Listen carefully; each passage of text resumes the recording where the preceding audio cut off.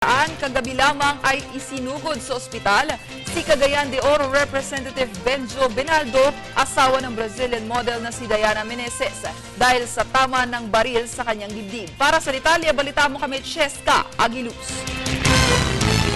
Sinugod sa New Era Hospital si Cagayan de Oro Representative Benjo Benaldo pasado alas 8 kagabi at inilipat naman agad sa St. Luke's Medical Center sa E. Rodriguez dahil sa tama ng bala sa ilalim ng kanyang dibdib.